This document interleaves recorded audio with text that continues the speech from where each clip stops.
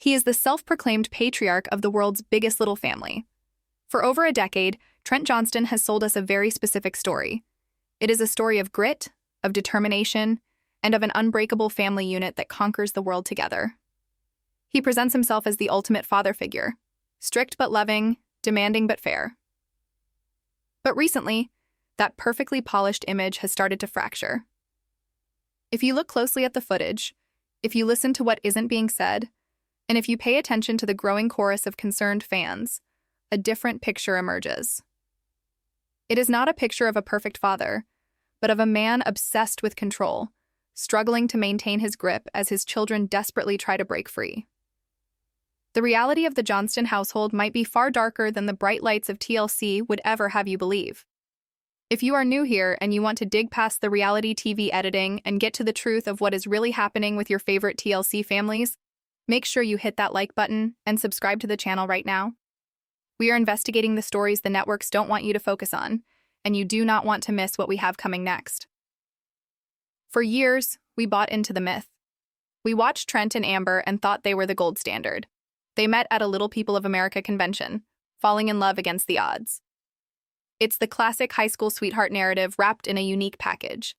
They have always presented themselves as a united front, a team that operates with military precision. But have you ever stopped to wonder if that unity is actually genuine, or if it is a survival mechanism? Because when you go back and watch the early seasons and compare them to the man we see on screen today, the transformation is jarring.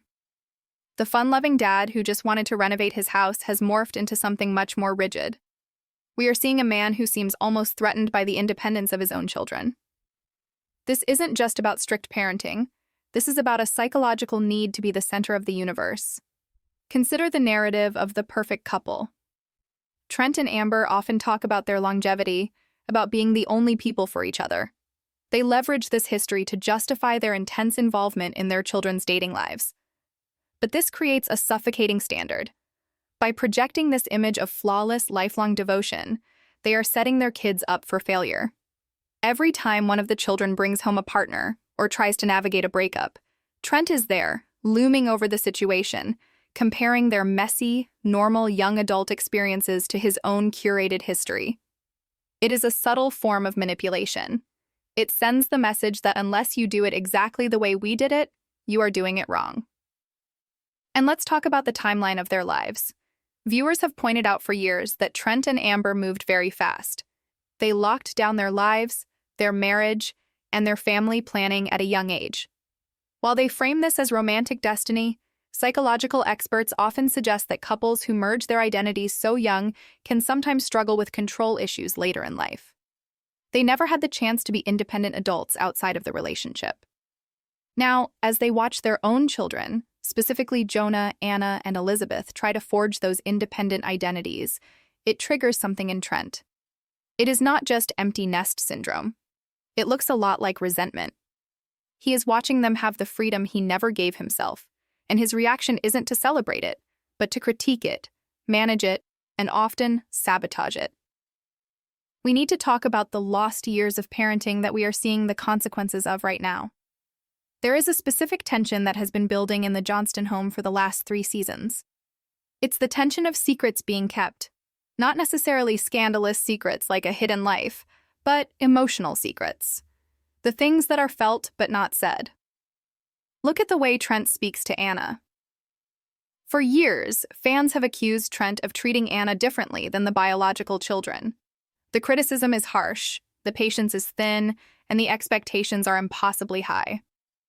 While Trent brushes this off as tough love, meant to prepare her for a harsh world, thousands of you have pointed out that it looks more like emotional alienation. This deep dive into the family dynamic reveals inconsistencies in how Trent handles conflict. When he is right, he is loud. When he is wrong, the topic is changed. There is a disturbing pattern where Trent refuses to apologize. In the world of the Johnstons, father knows best, even when father is objectively making the situation worse. Think back to the driving lessons. Think back to the career advice that forced the kids into paths they weren't sure they wanted. This is a man who defines his worth by his authority. If that authority is questioned, the nice guy mask slips. We have seen flashes of a temper, of a deeply stubborn streak that shuts down emotional intimacy.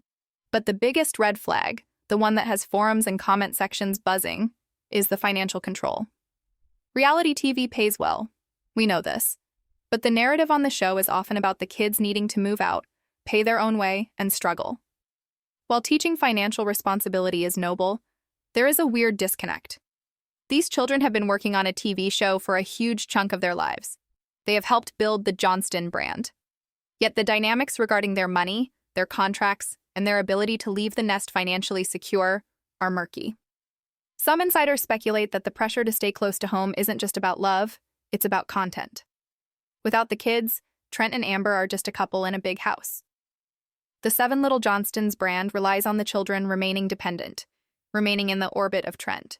Is he clipping their wings to keep the show alive? The theory that is gaining the most traction among longtime viewers is the projector theory. This theory suggests that every accusation Trent levels at his kids, that they are lazy, that they are ungrateful, that they don't know how good they have it, is actually Trent projecting his own insecurities. He is terrified of irrelevance. He is terrified that without the chaos of 5 children to manage, he will have to face the quiet reality of his own marriage. And we have seen the cracks there too. The bickering between Trent and Amber has gone from cute banter to sharp, biting sarcasm. There are moments where the disdain is palpable.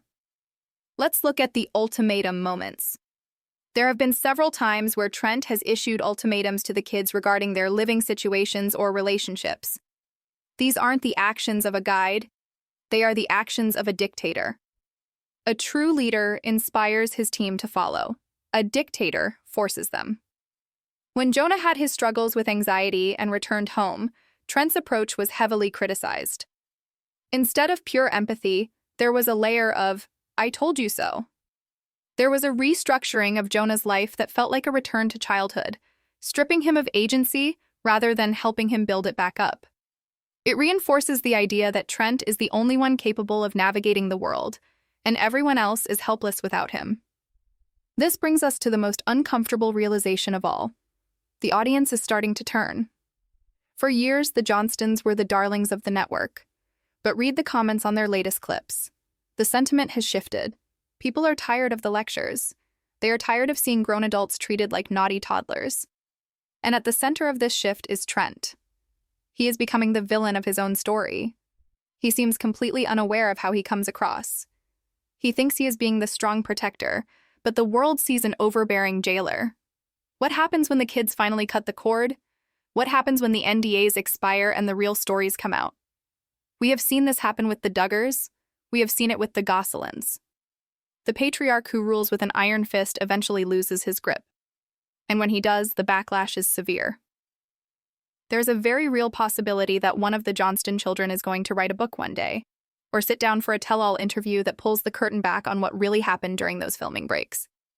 The one-woman-man myth that Trent clings to is part of this rigidity. He wears his lack of experience with other people as a badge of honor, but it also means he lacks perspective. He views the world through a keyhole. He judges modern dating, modern struggles, and modern mental health through the lens of a man who secured his future in the 90s and hasn't looked outward since. He is trying to raise Gen Z kids with a boomer mentality, and the friction is causing sparks that are burning the family dynamic to the ground. You have to ask yourself, why is he so obsessed with his legacy? Why does he constantly talk about what he built? Usually people who are secure in their achievements don't need to remind you of them every single episode. This constant reinforcement suggests a deep-seated fear that it could all be taken away, and he is right to be afraid.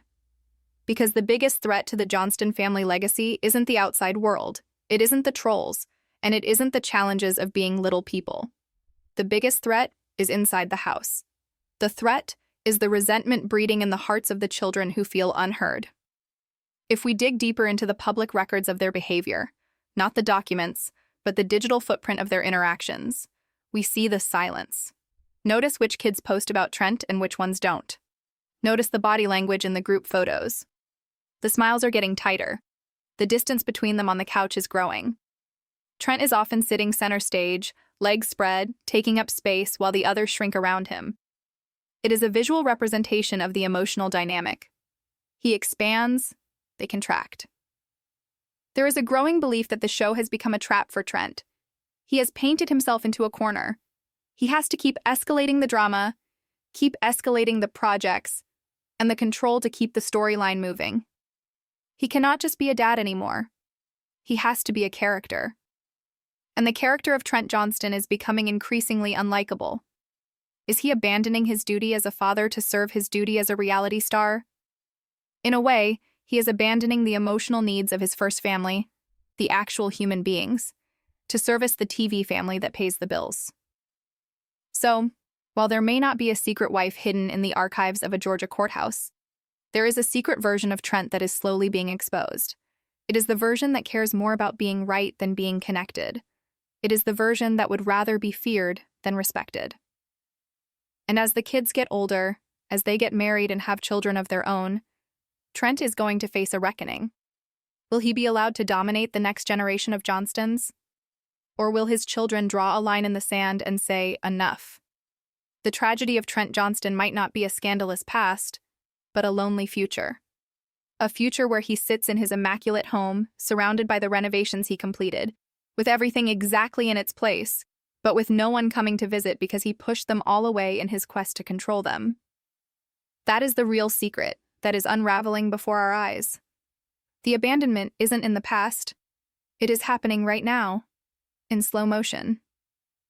He is abandoning the relationship he could have had with his adult children in exchange for maintaining his authority. And that is a heartbreaking price to pay for a TV show.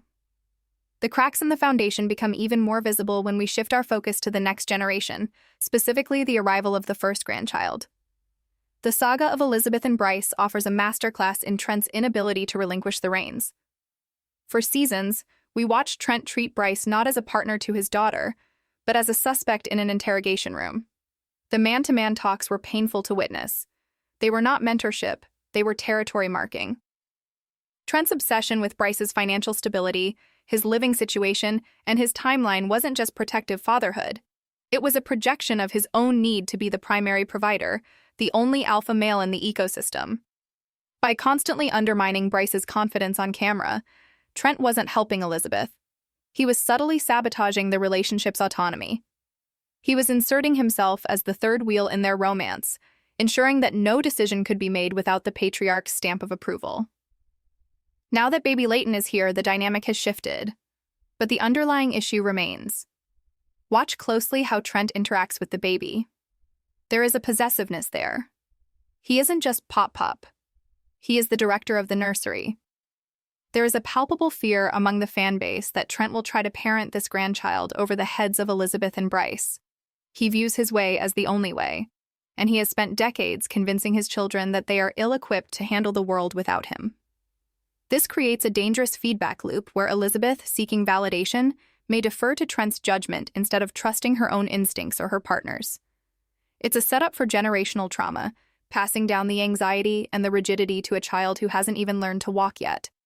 But if Elizabeth is the golden child struggling under the weight of expectation, Anna is the scapegoat fighting for basic respect. The treatment of Anna Johnston is perhaps the darkest chapter in Trent's public history. The audience has rallied behind Anna because the disparity in treatment is so undeniable. We have seen Trent mock her intelligence, dismiss her career ambitions, and treat her anxiety as a character flaw rather than a struggle. When Anna moved out, it should have been a celebration. Instead, the air was thick with tension. Trent's attitude suggested that he expected her to fail, almost as if he wanted her to fail so she would have to come crawling back. There is a theory circulating in the fan forums that Trent resents Anna specifically because she is the most resistant to his molding. She has a rebellious streak, a distinct personality that refuses to be flattened into the Johnston family brand. Unlike the others, who often parrot Trent's talking points, Anna goes off script. And in a household run like a PR machine, going off script is the ultimate sin. The constant criticism regarding her driving, her schooling, and her relationships feels personal. It feels like punishment for being different. Viewers have noted the coldness in Trent's eyes when he looks at her compared to the warmth he directs at Alex or Emma. It raises the uncomfortable question: is Trent capable of unconditional love, or is his love conditional on compliance? Speaking of Alex and Emma, we are witnessing the creation of Johnston 2.0. As the older three, Jonah, Anna, and Elizabeth, struggle to launch, Trent and Amber seem to be doubling down on the younger two. They are being groomed to be the perfect reality TV stars, They are more polished, more rehearsed, and seemingly more aligned with Trent's worldview. But this comes at a cost. We are seeing Alex develop a rigidness that mirrors his father's. The pressure to be the smart one, the tech one, the successful one, is immense. Trent is trying to correct the mistakes he thinks he made with the older kids by tightening the grip on the younger ones. He is trying to engineer the perfect outcome, forgetting that children are not renovation projects to be flipped. They are human beings. We also have to talk about money. It is the elephant in the room that TLC never addresses. We know that families on these shows make significant income. Yet, the narrative Trent pushes is one of scarcity and hustle. He constantly lectures the kids about the value of $1, about the cost of rent, about the harsh realities of the economy. While these are valuable lessons, they ring hollow when you realize that these children have been working essentially full-time jobs as cast members for years. Where is their money? Are there trusts? Or is the family wealth consolidated under Trent and Amber's control? This financial ambiguity is a classic tool of control. If the kids don't have access to their own reality TV earnings, they remain financially tethered to Trent. They can't just leave. They can't just move to another state and start over, because their resume is a TV show, and their bank account might be tied to their parents' LLC. It forces them to stay in the area, stay on the show, and stay under Trent's roof or in homes he approves of. It's a golden handcuff situation. The fear of the real world that Trent instills in them might actually be a fear of financial independence. If they are independent, they don't need the show. If they don't need the show gets canceled. If the show gets canceled, Trent loses his fame. It is a cynical view, but when you follow the money, it is the only path that makes sense. We must also examine the role of Amber in this equation. For a long time, viewers saw her as the softer side of the equation, but recent seasons have shown her to be just as complicit, if not the architect of some of these dynamics. Trent and Amber operate as a monolith. They do not publicly disagree. This united front means there is no safe harbor for the kids. If they cross Trent, they cross Amber. There is no good cop in the Johnston house. There are just two bad cops enforcing the same rigid laws. This isolation is devastating. When Jonah was going through his mental health crisis, he didn't have a parent he could turn to without judgment. He had a committee of two analyzing his failures. The ultimate tragedy here is the lack of genuine vulnerability. Trent sells a brand of vulnerability. He talks about health scares and surgeries, but he never talks about his feelings of inadequacy. He never admits he is scared of losing his kids. He masks that fear with anger and authority. He creates conflicts where there don't need to be any, simply to prove he can solve them. Take the home renovations. The constant state of construction in their lives is a metaphor. Trent is always tearing things apart to rebuild them his way. He creates chaos so he can be the hero who brings order. But his family is tired of living in a construction zone. They are tired of the dust, both literal and metaphorical. As we look toward the future of the show, the writing is on the wall. The fan base is fracturing. The charm of the little family that could has been replaced by the anxiety of the family that can't escape each other. We are watching a slow-motion car crash of emotional well-being. The comment sections are no longer filled with, "You guys are so inspiring." They are filled with, "Run, Anna, run," and "Let them live their lives, Trent." The audience has become the protector of the children, positioning Trent as the antagonist. The secret Trent Johnston is hiding isn't a second family in another state. It's the fact that he has hollowed out the joy of his current family to feed the beast of his own ego. He has traded intimacy for authority. He has traded trust for control. And eventually, the cameras will stop rolling. The TLC checks will stop clearing. And when the silence finally comes, Trent will have to look around that big, custom-built house and wonder why his children only visit on holidays, and why the conversations are polite, short, and shallow. He will realize that in his quest to be the perfect father, he forgot to be a dad. He erased the emotional connection in favor of a legacy that no one wants to inherit. The family he erased wasn't a secret past life. It was the potential for a happy, healthy future with the children he actually has. And that is the most heartbreaking secret of all.